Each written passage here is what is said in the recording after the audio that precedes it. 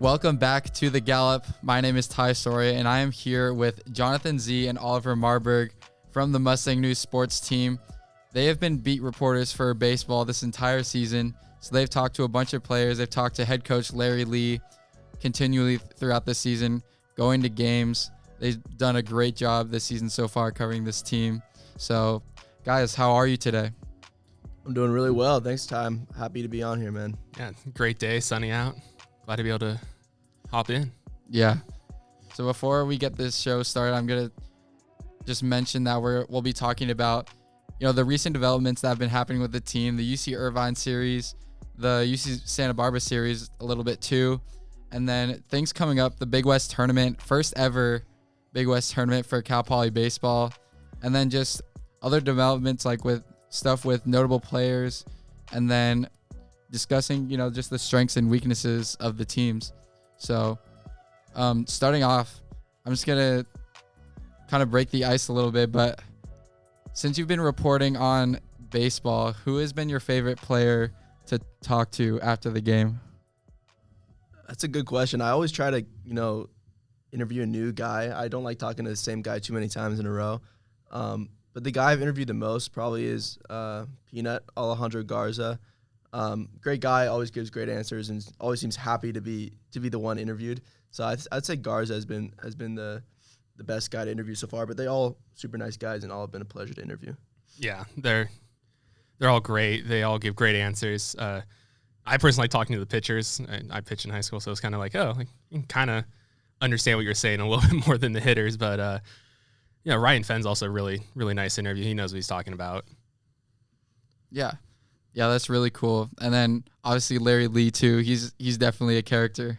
He's an interesting interview because, looking at him, he's kind of a Bill Belichick type. You wouldn't think he would give, very in-depth answers, but then he goes on and on. So he's actually a good interview if you want in-depth answers, because he'll ramble on for a while.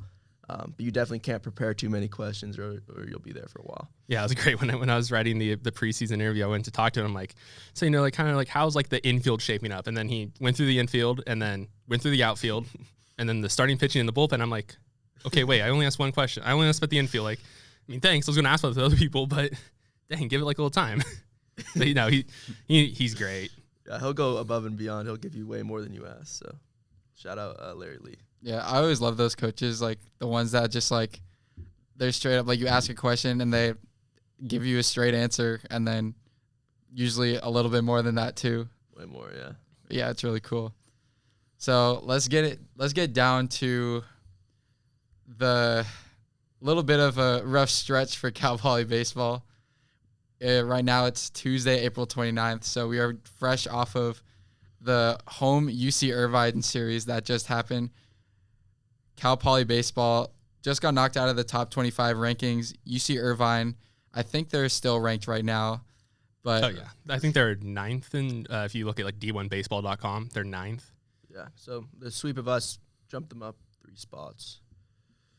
Yeah, pretty tough series for Cal Poly. They got swept 3-0. So, John, what do you think of Cal Poly's performance just overall in this series?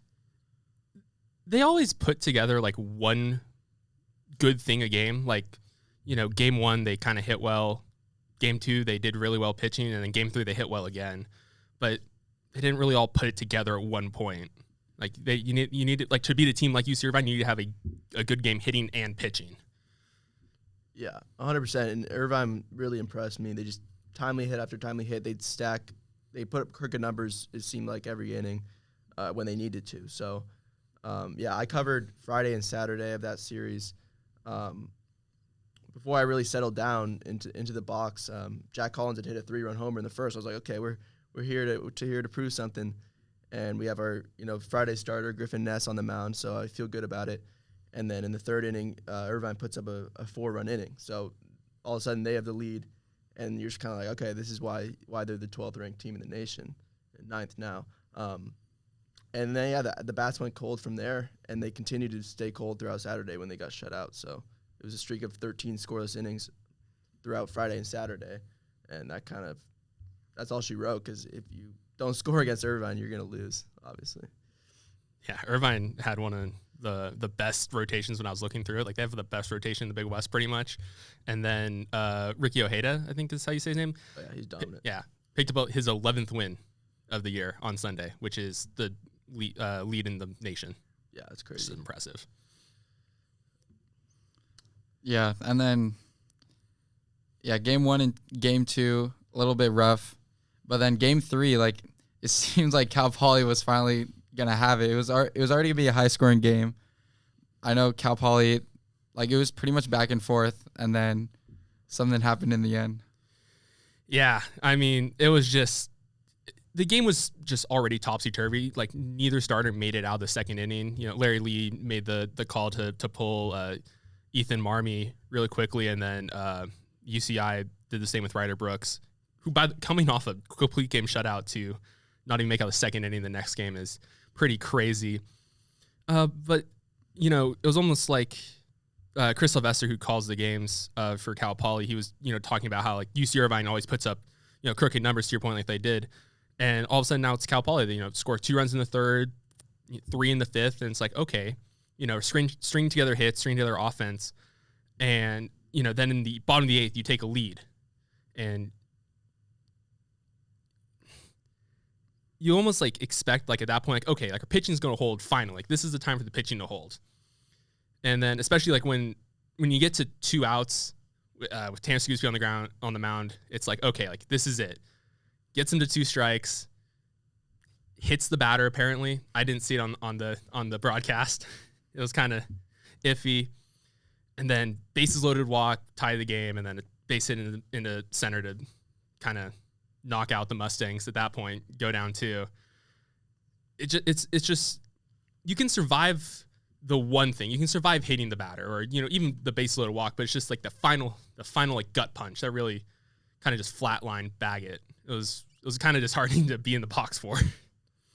Yeah, and I feel like winning just one of that series, especially the last one, would feel really good.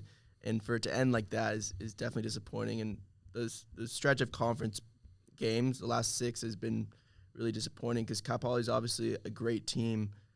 Started out 12-0 in conference, then plays a really good Hawaii team, drops the first one, but then ended up winning the next 2. So they're 14-1 in conference.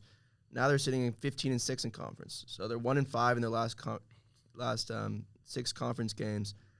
And it's just like for a team that wants to prove, that they're belong on the top of the Big West, you got to beat the best in the Big West. So UC Santa Barbara hasn't had the season they wanted. They started the year ranked, but you drop 2 out of 3 to them, and then obviously Irvine's an outstanding team. Get swept by them. It's just disappointing. I think even winning one of the Irvine series, you sit here feeling a lot better, but they couldn't get it done. A lot of these games were so close too. It's like Cal Poly is on the cusp of winning. It's like we're just a few good innings away from being number 1 in the Big West and probably still top 25 ranked in the nation. So, yeah, and especially that game 3, Tanner Scoosby, like he, just like not good stuff from him that game. Like it just seemed like he was throwing the ball in the dirt every single time.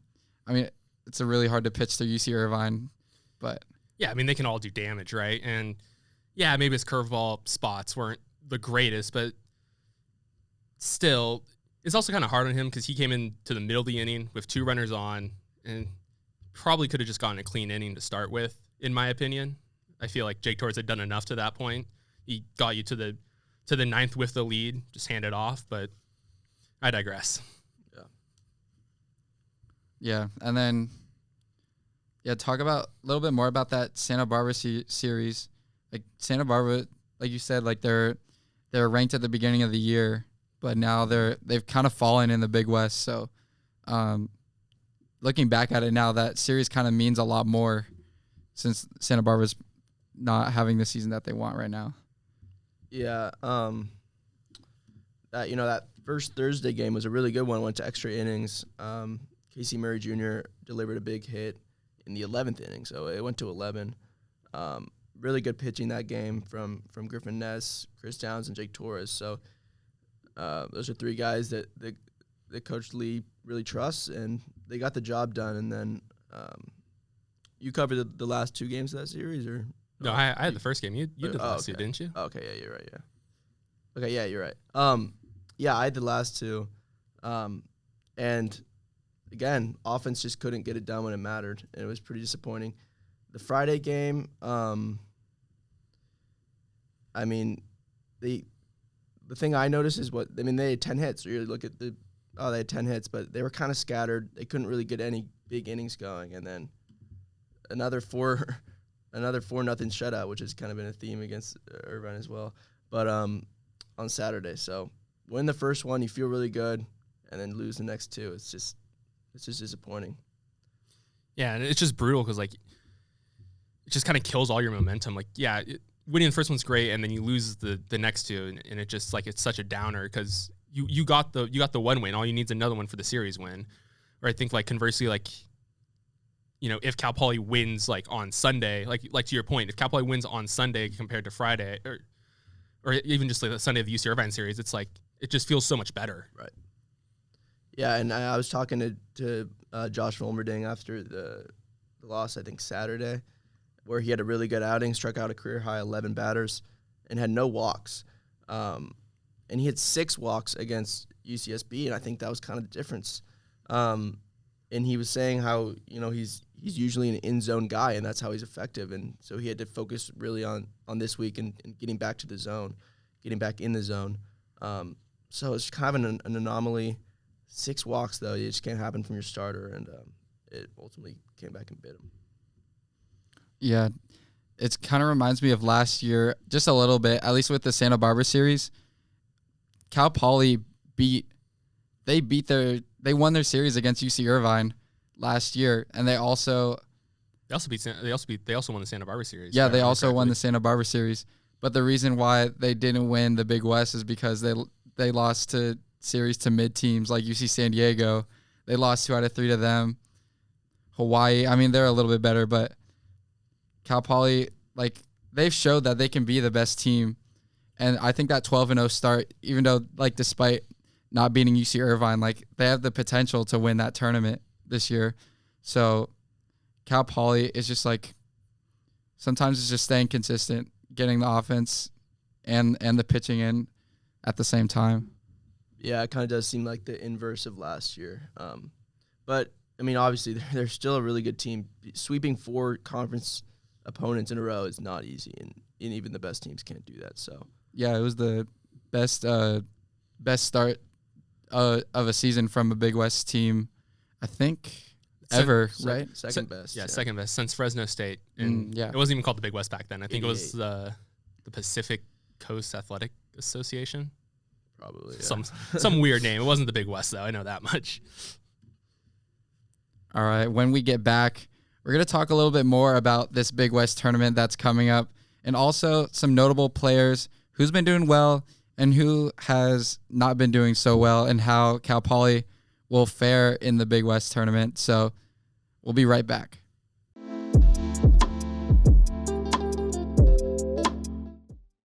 Welcome back to the Gallop. Now we are going to talk about the Big West tournament. This is the first time that the Big West has ever held a postseason tournament for baseball. Guys, just what do you think of this format? And like, do you think it's good for Big West, and do you think it's good for baseball? Yeah, every other conference has run one for at least like a decade, probably. I mean, the Pac-12, I think, like, started theirs in 2022. God rest the Pac-12 soul for right now, at least. But it's great to see it come back for the Big West, because they had it when it was, again, not the Big West. It was named the Pacific Coast Athletic Association. The format's kind of odd. It's like there's a playing game between the 4-5 seed, and then they go on to play the 1 seed, and then from that it's just a double elimination bracket. I kind of like it. It's interesting. It adds a little bit of a wrinkle. Yeah, I feel like it's good to have a conference tournament. It adds a little chaos in there, and it allows teams that didn't win the Big West but were close to winning the Big West or something like that, like Cal Poly could be, to have a chance to win the conference. So I think it's needed, and I'm glad it's finally here. Yeah, I mean, Cal Poly's a big benefactor of this being a thing now, because exactly. It's funny because if you asked that question, 3 weeks ago, I might say like, okay, hold on, like, sitting 12-0 or 14-1, like, kind of sitting pretty. Now it's like, okay, like, maybe this is good. Now we have this to play, because there's kind of the reality of it is that UC Irvine's going to be in no matter what, unless they completely capitulate. Like, they're going to make the NCAA tournament.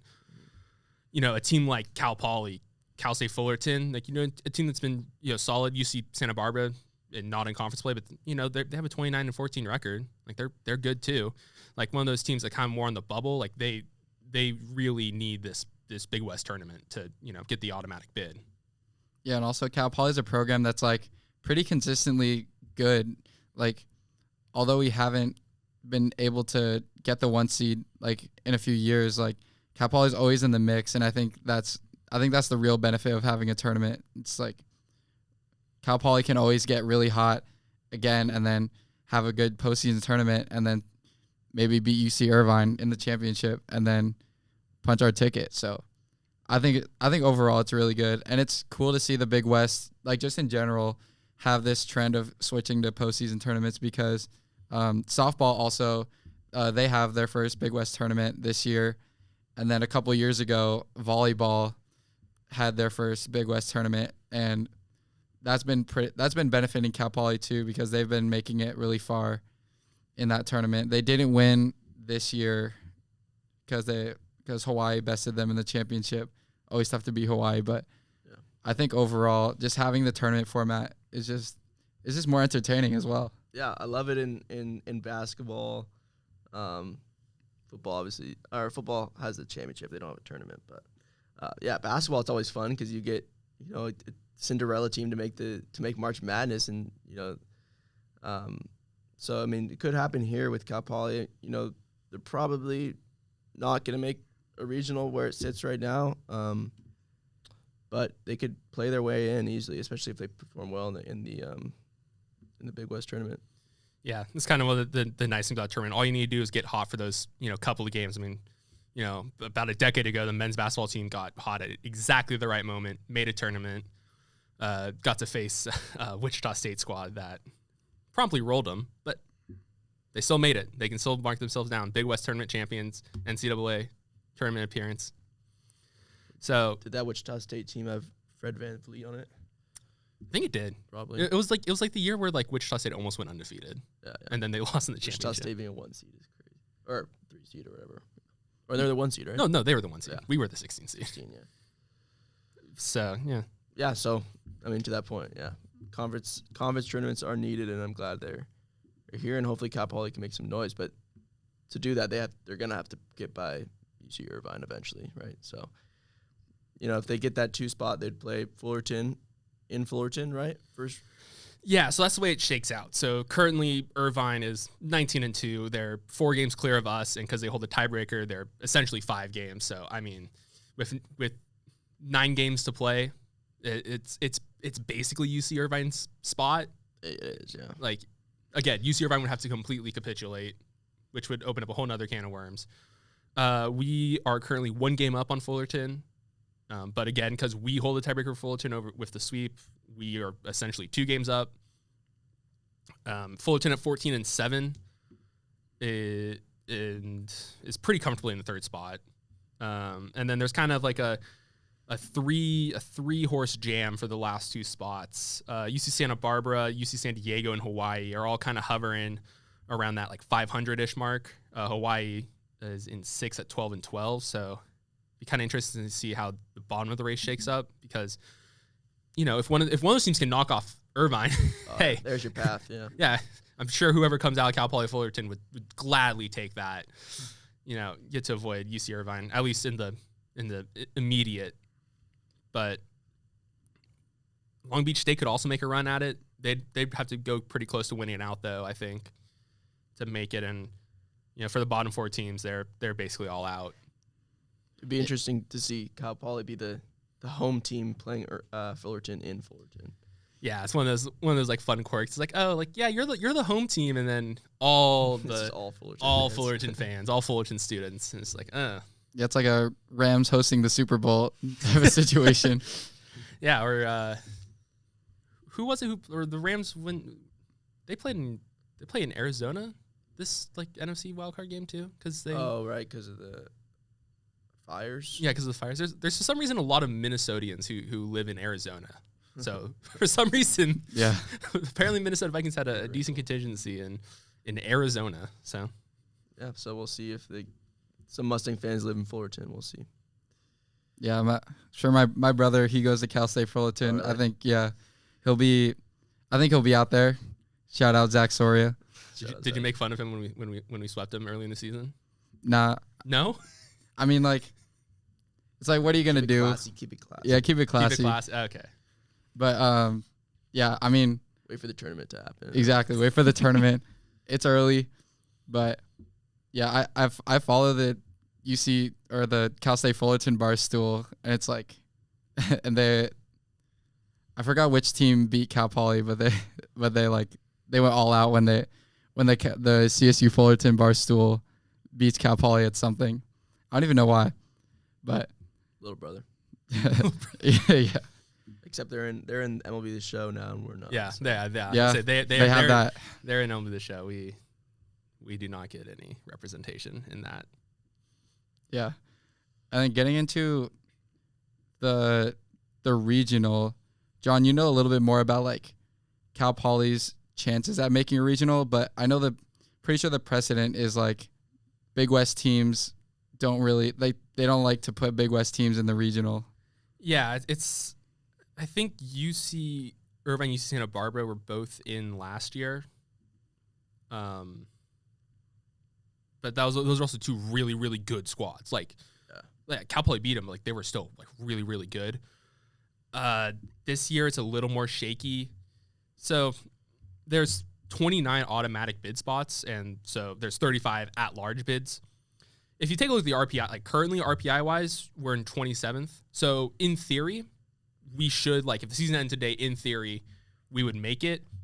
But when you kind of dive into like the quadrant records, it gets a little hairy. We're 2-10 against quad 1 teams. Just kind of imagine like the top of the top teams. 3-2 against quad 2s. You know, it's good. And then 10-1, 13-1 against quad 3 and 4. It's a really good mark. But, you know, if it comes down to us or, you know, an SEC school who has maybe like a 4-8 record against quad 1 and, you know, is only like 5 or 6 spots RPI behind, it's probably going to go to them. Unfortunately, it's kind of the way it shakes out. So yeah, I mean, it's kind of the unfortunate. Yeah, unfortunate unless season. you're in like an elite Big West team, and in second place, then you're probably not going to get a bid unless you go stupid in the tournament now, which I get. So that is a benefit now. For Cal Poly would definitely not make it, but now they have a chance, so you got to take advantage. I wouldn't say Cal Poly doesn't have a chance to make it. It's just it's very dicey at this point. Yeah, in time it's very, very dicey. Yeah, the only way you can secure it for sure is if you win the Big West championship. So yeah, exactly. Can't wait. Certainty. So yep, and then yeah, I mean can't really assume anything, but we're gonna assume that Cal Poly will have to eventually get past UC Irvine if they make it that far in the Big West tournament to make it to the regional. Since they were so close in beating them, but like what does Cal Poly need to do in order to beat UC Irvine? And how do you think it's going to work in that tournament format, I guess? They just got to play, complementary baseball. They need to get their pitching and hitting going at the same time. In terms of like how it would work, I mean, I think at that point you're basically budgeting yourself for 2, maybe 3 games left, because you're hoping that you, again, assume we face them in the winners bracket. At most, you only play 3 more games if you win that game. So I don't know exactly how they'll deal with the Thursday game against, again, presumably Cal State Fullerton. Because, the weekend rotation, obviously, Ness, Volmerding, Marmy, I don't know how they pitch that out starting-wise. I think that'd be a very big thing to look at. Yeah, I mean, I think to beat Irvine, I thought the pitching besides in Game 3, was pretty good throughout the series, and it's a really good Irvine offense. Cal Poly's offense has actually been better all year long, but it's still like a really good Irvine offense. A lot of standout players who are gonna like Colin Yeaman, he's probably gonna win Big West Player of the Year. Like there's just a lot of good players in that offense, really deep lineup, and I thought they held their own for the most part. But Irvine, the reason why they stand out so much is because of their pitching, and Cal Poly just couldn't really figure out their pitching, again, except for Game 3. And they have a lot of veteran guys on that staff, Irvine does, and they know how to attack hitters, and that's kind of what Cal Poly players were saying to me. But I think seeing them a second time would benefit them, obviously. But again, Irvine would also see Cal Poly pitchers a second time, so it's kind of a trade-off. But I think with the offense as good as Cal Poly, seeing Irvine pitchers a second time would help them. Yeah, and then I feel like this show we've been overly like critical, made a little negative on Cal Poly baseball, but they've had an amazing season so far. Fantastic, yeah. There's so many good players on this team, and I feel like we had quite a bit of roster turnover. I mean, we lost our star catcher, Ryan Stafford, lost Jacob Wright, got drafted by the Dodgers. Can't wait to see him make his debut in the majors with the Dodgers. You know, be the next curveballer who has to get Tommy John. You don't want to say that. Hopefully not. Hopefully not.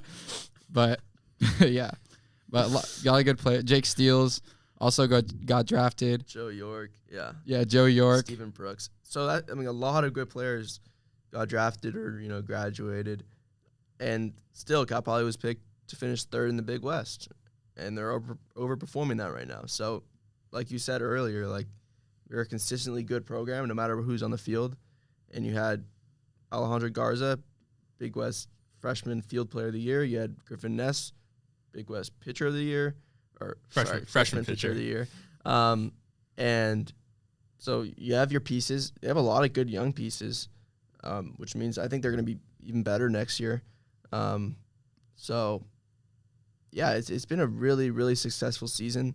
I wasn't quite sure what to think going into this. I thought they'd be good, but I didn't think they'd be this good. And neither did Larry Lee. I talked to him. He said that they weren't very good when they played inter-squad in the fall. He said, and I think it was kind of confirmed. Like going to UCLA, you get swept, and it's not even close. And you're like, damn, maybe this team isn't very good, right? I think that's how Coach Lee was thinking. And then all of a sudden, they get one win against A&M, and that's it. They just turn up. They're one of the best offenses in the country since then. So, yeah, it's been a really successful season. A lot of good pieces, even after losing some key contributors. Yeah, he kind of mentioned to me, like, before the season started, like, you can't start out slow. Like, it's just not something that the RPI allows. And, 2-5 start, probably not what he wanted. And, again, the UCLA, I mean, you lose game 1, 2-3, you're like, okay, fair enough. 18-2, 16-0 the next two games. Brutal losses. And then, Texas A&M, like, we were like a couple of plays away from taking 2 or 3 from them. Like, we only lost game 2, 3-4. Yeah, and Texas A&M was ranked number 1 at the time. Now Cal Poly is ahead of them. Yeah, it's kind of crazy. The downfall of Texas A&M needs to be studied. But then after that, pretty much just a rocket up. I mean, yeah, Cal Poly's played a lot of good teams this year. I'm looking at their rankings right now. UCLA wasn't ranked going into it, and they were coming off a really poor year where they were several games under 500. So you're kind of thinking like, oh, this is a good way to start. Pretty sure they're ranked now too. They're ranked now, is what I'm saying. Yeah, 14th. They were as high as 10, I think, earlier. They've played Oregon State. They took a game from them. They're 7th. They obviously got swept by number 8, UC Irvine. Irvine swept Oregon State? No, I mean Cal Poly swept by Irvine. Oh, yeah. But, yeah, and then obviously very disappointing season for Texas A&M. I think they're around 500 in the SEC, though. So, put them in the Big West, they're probably not 500. Yeah. It just means more, right? Yeah, but from this Cal Poly team, like, with all those players being out, there's so many players that have stepped up this season there are a few spots in the outfield that were opened up. And then I want to start with Zach Daudet, because last year he was kind of subbing in and out. He played a few games, but wasn't really a consistent starter. And now he's one of our best hitters. A little bit slow after this injury, but yeah, Daudet's been amazing this year. Yeah, and they play him at first base, which is kind of interesting. Not your prototypical first baseman, just like height-wise, stuff like that. You didn't know if he was gonna, hit. And he's been the best hitter on the team. OPS over 1,000. Average was above 400 before the injury. So he's been raking all season long. Obviously had that tough medical concern, and I hope he's feeling 100% back to normal. Needs to ramp it up now, just get back into the flow of things. But I have total faith that he'll be good. He's been a huge success story after losing Joe York, who's been a staple at first base. Yeah, and he was only really supposed to be like kind of a placeholder until Braxton Thomas, kind of recovered from his offseason procedure to be able to play first base, and right. that's all of a sudden like, oh, you're hitting 380. Okay, here you go, stay at first base. Yeah. So yeah, to your point, to go from like a utility season hitting what did he hit? He hit 202. To go from like that to now you're hitting 380, playing first base every day, pretty much like that's huge, especially filling the hole that Joe York left behind. And Casey Murray Jr., another guy who stepped up. I mean, you can check his numbers while I talk. I think last year he was probably below 200, maybe. Didn't really play much. You had Jake Steele in center field. He's now an Atlanta Braves prospect. And Casey Murray's been great. He's been in that 5-hole all year long, driving runs. Average is probably not one of the highest on the team, but, it's still very good. And so, another success story of a guy stepping into a full-time role and being really successful. And I think that's been the story of the season. Freshman as well. We'll probably get to the freshman a little bit later. But, I think guys taking advantage of opportunities has been probably the biggest theme of this year. Yeah. Casey Murray Jr. hit $175 last year. There you go. And now it's hitting 279. So over 100. Yeah, a little casual 100-point jump. That was one of the big themes is when I talked literally about this before the season's like the outfield is basically wide open. Like he had penciled in like Dante Vecchini into left, and then it was basically like, okay, like here's like an open competition for the other two spots, and hopefully those guys make it so that I have to play them every day.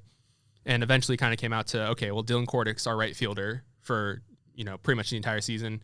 Casey Murray's been in center field every game. Like those two earned their spots to basically be like chiseled into the lineup. Yeah.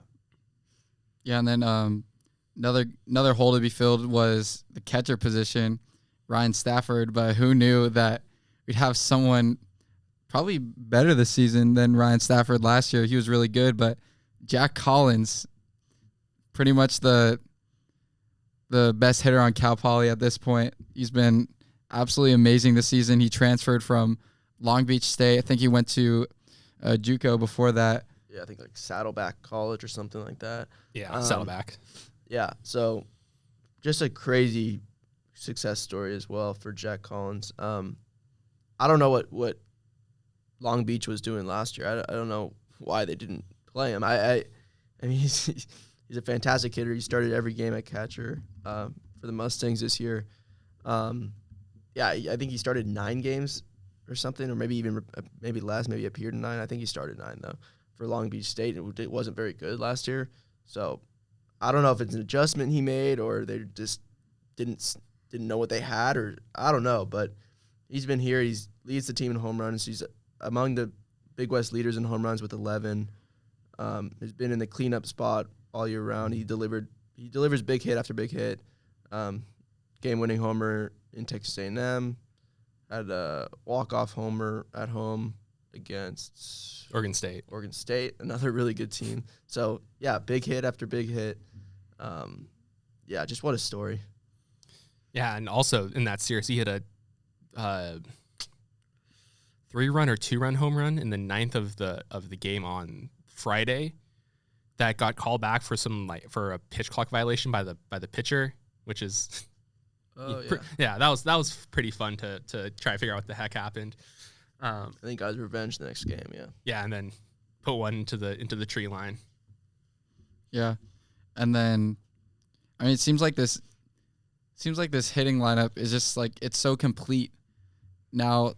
I mean, now they've filled these spots in the outfield, and now we have some young guys stepping up too with Garza, who's a sophomore, and then Nate Castellon, who took over at shortstop, who's been phenomenal also for the Mustangs. There's so many players we can talk about. Yeah, there's so many guys, and I think that's been the biggest thing for the lineup of how just how balanced it is. I talked to Garza, and he said that the 7, 8, 9 guys in the lineup can be the 1, 2, 3 guys, and I think that just speaks for itself. To have such balance throughout the whole lineup is just big. You have a lot of freshmen at the bottom. You had, when Dode was hurt, injured, you had Jake Downing step in to play first base. He hadn't played first base in his whole life, probably since Little League, and was very productive. He's hitting over 300. Dante Vicchini has been the leadoff hitter for most of the year, very productive. And then obviously Castellon, freshman, starting at shortstop, it's a big deal. Filling in for Aaron Casillas from last year, who was a glove first guy. Castellon has been exactly that guy with the glove, and is also contributing more with the bat. So just having all these guys contribute from top to bottom of the lineup has been why this offense is so good. It's a nice, I think dichotomies, but it's very interesting to see like some lineups the other teams roll out. Like when San Diego was in town, I remember like looking at the lineup, it's like the 4-hole guys hitting like $180. It's like we're 28 games into the season. How are you hitting the dude 4 who's hitting only 180 with like, not that much pop? It's like, what are we doing here? Like, and you look up and down the Cal Poly lamps, like, okay, 300, 300, 300, 300, 300. Like everyone's like hitting. I think every qualified hitter is 250 or better, and then Jake Downing's like 315. Like it's just so like comforting, I guess is the word. Like you look, every single one of those dudes can get a hit every single game. Like you're not like, you don't like sit there and be like, oh, like he's, no, he's not going to get a hit today. It's like, okay, like, oh, he didn't get hit today? That's odd. Yeah, and it is a different guy every game, which is like what I was saying earlier. Like if you interview interview guys after the game, I often get to interview a different guy every game because there's a different player of the game every game. So like that's what's really cool to watch. Obviously sometimes it's Collins and Garza at the 3 and 4 hole, but then often it's Castellon or Downing at the 8, 9. It's like, yeah, I think that's just what has made them so successful. Cam Hoyland too. Cam Hoyland's been a good story. He came in as a 2-way player. Same with Seguspy. Now they're both doing their own thing. Seguspy pitching, Hoyland hitting. Hoyland only has 1 appearance on the year. And then after that, he's been strictly hitting and has been great. He was probably the best hitter during the Irvine series, so he wasn't fazed by that pitching, and has a lot of pop in that bat. DH, play right field. So, yeah, Cam Hoyland has been a story to watch.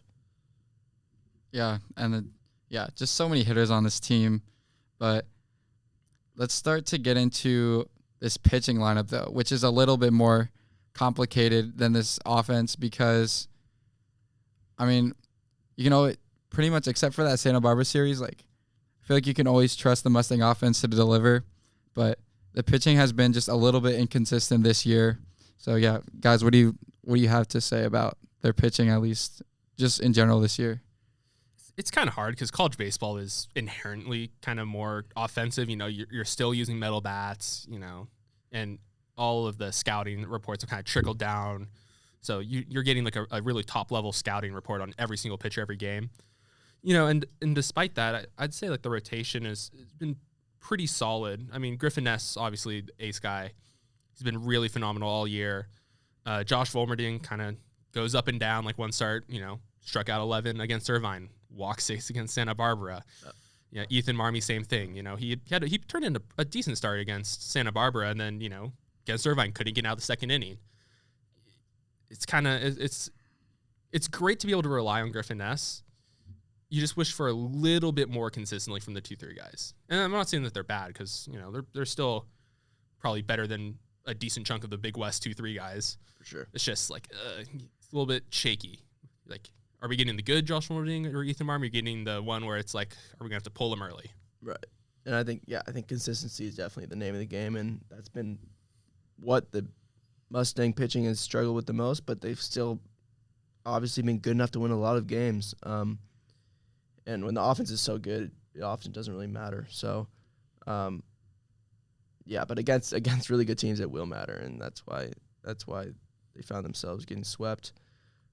And the bullpen's also really interesting. I know, John, you have a lot of thoughts on the bullpen, but they seem to rely on the same couple guys every game. Jake Torres is definitely in the circle of trust.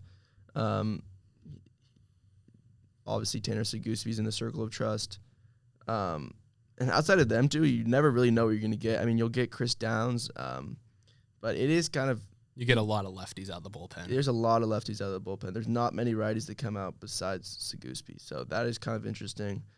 And he's not... Lee is not scared to use them in multi-inning stints. I mean, Seguspi will go 4 if needed, and he's your closer. Torres will go 4. So it's kind of interesting, the bullpen usage, but the guys who he trusts have been pretty effective. Yeah. No, I mean, yeah. Torres, Seguspi, and then Chris Downs all have 35 or more innings. The next closest is Josh Morano, who has 24. Of those 4 that I mentioned, 3 of them are lefties. Seguspi is the only righty. The one thing that concerns me about how the bullpen is being used right now is come tournament time, like, yeah, maybe you can get an inning or 2 out of them every single game, but it's not something you want. A, because their arms will, break down, and then B, it's just, fatigue and, just more like fresh tape, I worry that, like, if it comes down to it, all of a sudden, like, oh, like, hey, we need Reese Wainer to pitch like 2 innings, and he hasn't pitched since the beginning of this month. I mean, Callspeak gets some innings here and there. He'll go in like the bullpen games that happen every once in a while. Yeah, he's made like a weekend or he'll probably pitch today. Midweek guy. Troy Cooper, same thing. Like he's a big midweek guy too. Like you need those guys who come in and have the experience to face Big West pitching or Big West hitting. And, especially some like the big blowout games, it's like we don't need the A-pen, kind of like the A-pen being like Jake Torres, Tanner Seguspi, Chris Downs. Like, you need to have the A-pen go and the B-pen go. Because, again, tournament time, you can't just rely on just the A-pen. You need the Troy Coopers, the Josh Moranos, the Reese Buenos, the Callspeaks to be able to go. Yeah, that's true. You can't just rely on 3 guys to get you through the games, especially if your starters are getting knocked out early. So, but I'd say like we're kind of nitpicking here because they've been. I don't want to sound too negative because the bullpen starters have been definitely good enough all year round and a lot of good reason for the success of the team. Oh yeah, no, I mean, again, kind of going back to like it's so refreshing to see all the 300 hitters in the Cal Poly lineup. It's so refreshing to see like a bunch of 2s and 3s come out of the Cal Poly bullpen. When you look around the Big West, and it's like they're throwing people out here with like 70 ERAs, and it's like, ooh, yeah, glad that's not us right now. Yeah, 100%. Yeah, starting to wrap this up. Just give me your guys' like general thoughts on it's just the state of the team right now, how we're looking just like as a program, and what Cal Poly is like, why this program is so special, and just what does Cal Poly need to do to keep that going, and especially game wise as well going into the tournament. Yeah, I mean, I think their schedule is very favorable for them going forward. You get Santa Clara today, as we're recording this, Tuesday, April 29th. And that's a team you've already beaten in a midweek game. You play them again in a midweek game, so you hope to beat them. Then you have Cal State Bakersfield, Pepperdine. Then you have CSUN, then you have UC Riverside. So kind of the bottom of the Big West coming up after two tough Big West series. So you gotta take advantage if you're Cal Poly here. You gotta go back to playing your brand of baseball, which is, you know, ambushing the team to death. You gotta score 10 runs a game like you've been doing all year round. Pitching's gotta be locked in. And if you can ride the momentum, you never know what can happen in the Big West tournament. So I think that for the rest of the series, just focus on one game at a time. You've shown that you can sweep 3 conference opponents in a row. You got to do it again here. So they're better than all 3 of these teams, so they got to prove it. And I think they can. Yeah, it's kind of like a big flashpoint for the season, because if they, you know, it always sucks to get swept. Like, no matter who you're playing, it always sucks. Of course. And, you know, you're coming off back-to-back Big West Series losses after starting the season 14-1. If you, like, and everything that I've, like, seen about this team, like, tells me that this isn't going to happen. But, like, if you, like, just, like, fall apart right now, like, it's over. Like, it's done. Like, if you can't beat Santa Clara, if you can't sweep out, you know, Bakersfield, I mean, they don't play another team in the top 200 of the RPI the rest of the way. Like, any loss is, like, catastrophic. So, like, they need to win out, I think. And I think what makes special about this program is I have full confidence in them doing it. I have full confidence in them winning out. 100%. And they should be able to. I mean, baseball's a game of randomness, so, you know. You never know with baseball, but I feel like college baseball is probably a little more predictable. So you gotta win out here probably, and I think they can. I think taking advantage of they've faced a lot of really good pitching this year, and to face pitching that's maybe not so good, I think the bats will wake up here soon. So I mean, they literally play the standings in inverse order. So they play Cal State Bakersfield, which is 9th, CSUN, which is 10th, Riverside, which is 11th. So they got to get those games. Absolutely.